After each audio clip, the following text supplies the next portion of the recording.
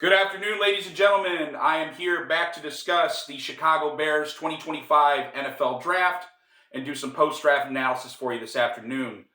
Pleasure to bring it to you. The Bears had a very interesting draft in 2025. They did a lot of interesting things in the offseason, of course, bringing in Ben Johnson and addressing the offensive line that really bolstered the roster, but I was very excited to see what the Bears were going to do in this draft to really solidify some key areas of the team. Before the draft started, I identified three key areas that they needed to address, which was the offensive tackle position, the defensive end, and running back positions. And in the draft, they certainly did address those needs, and they did leave a few needs unaddressed. So without further ado, I want to break down the 8-men draft class for the Chicago Bears and also touch briefly on some of the undrafted free agents they've signed. The first pick of the draft was pick number 10. There was a lot of speculation going into the draft whether the Bears were going to trade the pick or if they were going to move up or down. If they were going to move up, the option was likely going to be Ashton Jeanty, the running back from Boise State, or if they were going to move back, maybe get some compensatory picks from other teams to select another selection. But just like I thought they were going to do, they stayed pat at number 10, and they pulled a kind of a shocking move, selecting Colston Loveland, tight end, Michigan. I thought that they were going to go pass rusher, defensive end with this pick. I thought Michael Williams was the obvious choice. However, Loveland makes a lot of sense. Ben Johnson uses a 2 tight end system, and Loveland and Cole Kmet fit the 12 personnel system he wants to use. This was definitely a pick that Ben Johnson had his fingerprints all over. One thing that strikes out with Loveland on tape is he's very, very good at running routes. He runs routes like a wide receiver, and he can high point the ball in traffic, which is something that the Bears need, especially in the red zone. So what I think Loveland is being brought in to do is he's being brought in to be the pass-catching tight end, and they're going to flex Cole Kmet to more of a blocking role. But Loveland should make an immediate impact day one and definitely earn a roster spot on this team. If I were to grade this pick, I'd probably give it a solid B. I did think Michael Williams was a more logical choice, but I can't argue with the offense-first approach of Ben Johnson, so we'll give that a B. Next pick, round 2, pick 39. This was the last pick of the Bryce Young trade to Carolina that the Bears got. So with that pick, they really shocked me, selecting Luther Burden III, wide receiver out of Missouri. I did not expect a wide receiver to be taken here, but Luther Burden III just jumps out on tape. The man can stop on a dime. He can run any route on the field. He is an explosive playmaker. And what I envision Luther Burden III to be in this offense is the primary slot receiver. So you definitely fix the slot. You're going to have DJ Moore as your primary wide receiver number 1. Roma Dunze is going to be your X-receiver number 2, and then you're going to have Burden III in the slot. So he's a speedster, he's elusive, and he can make big plays at any time. So the first 2 picks, definitely Ben Johnson fingerprints all over. The third pick that they had was also in the second round, pick number 56. And with that pick, they selected Ozzie Trapillo, who is an offensive tackle from Boston College.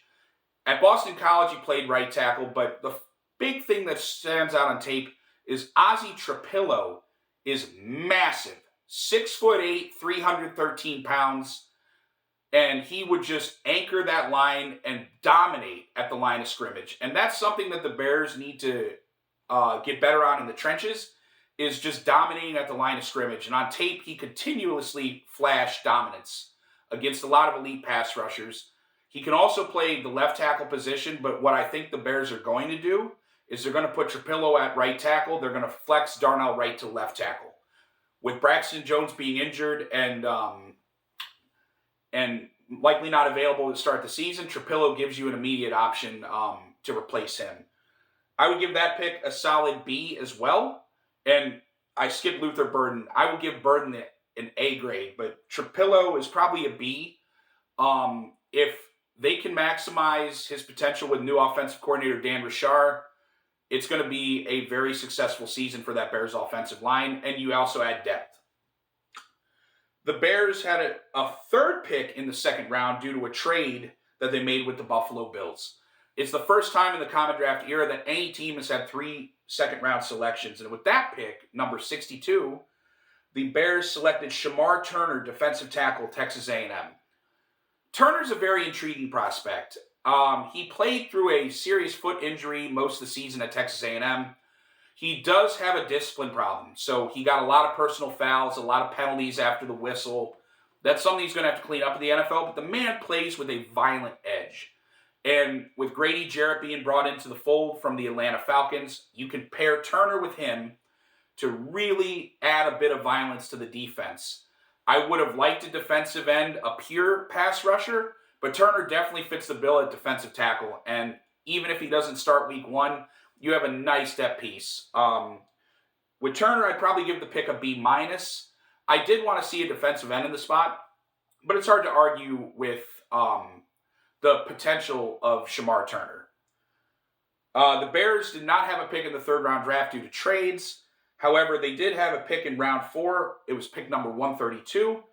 And with that selection, they selected Ruben Hippolyte II from Maryland, linebacker.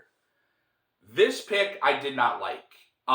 Hippolyte is very raw, very fast, but there's a lot on the tape. There's a lot of uncertainty with him of what his role is going to be in the NFL.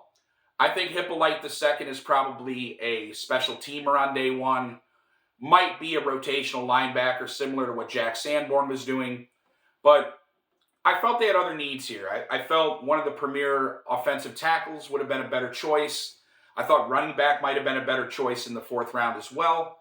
But at least Hippolyte gives you some depth at the linebacker position, which the Bears are really, really already solid at. But Hippolyte, for me, gets a C-. This pick really felt like a reach. I didn't like it, but time will tell.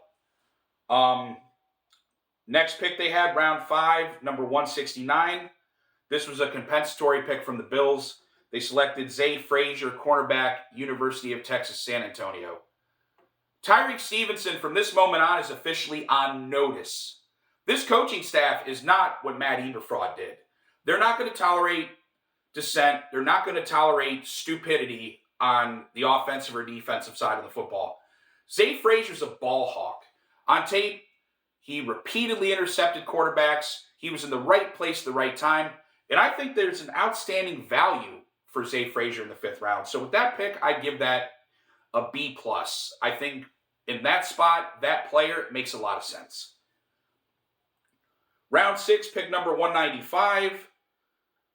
They acquired that pick from Pittsburgh via the Los Angeles Rams.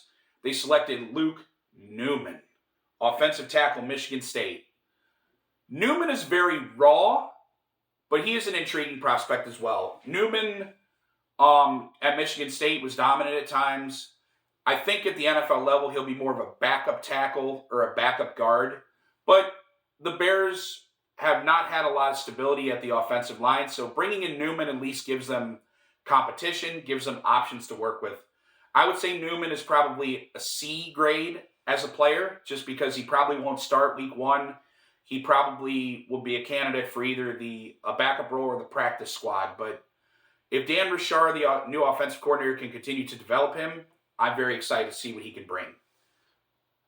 And then the last pick that the Bears selected, which fulfilled the last key need, running back at number 233, they selected Kyle Monangai, running back from Rutgers. Monangai is interesting as well. He doesn't have the 2nd or 3rd gear that you'd expect from a premier running back, but he's very quick laterally from side to side. And if the Bears can get the necessary push on the offensive line to open holes for Monangai, I think that he could be very successful. I don't think he is a week 1 starter. He's probably either a practice squad candidate or a 3rd backup to Roschon Johnson. But Monangai, at that spot, they were saying he was upwards of 4th round, a 5th round talent. Great value. So with the Monangai pick, I'd probably give that a B-, maybe even a B+ for where they got him and what his potential might be on the team. The Bears were also active in signing a lot of undrafted free agents. I'm not going to go ad nauseum about all of them, but the one undrafted free agent that really jumps off the page is the kicker, Jonathan Kim from Michigan State.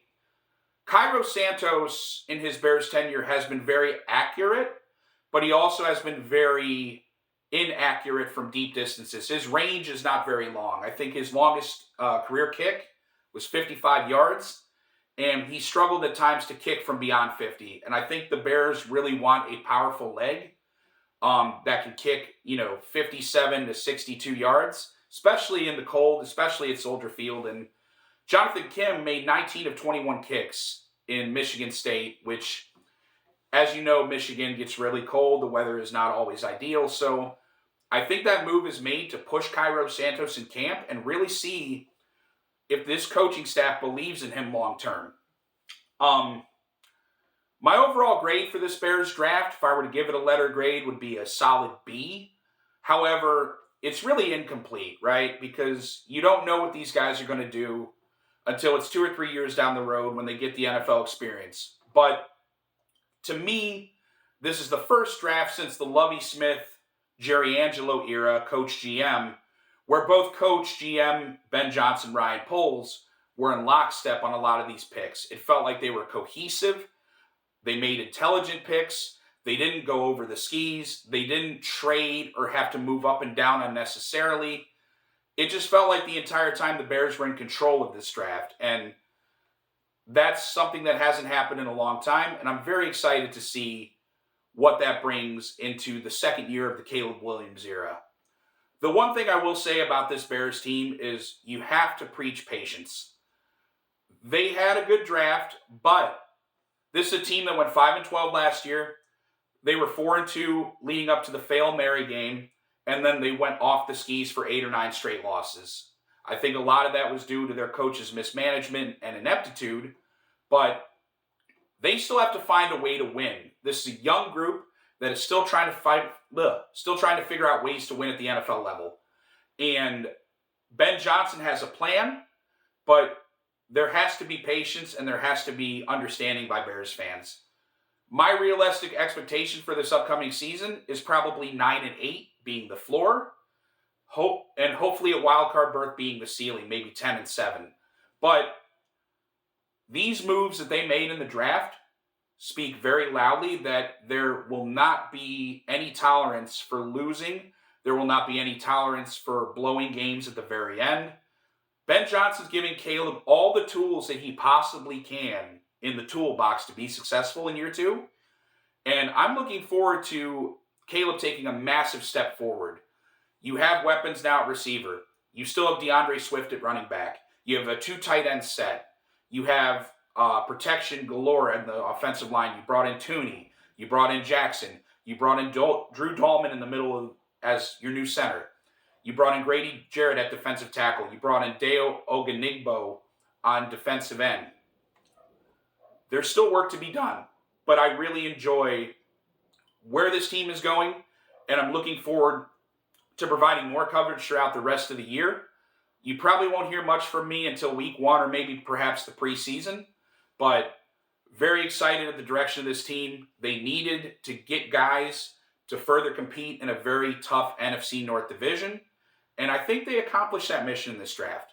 Time will tell, but looking forward to it, and bear down.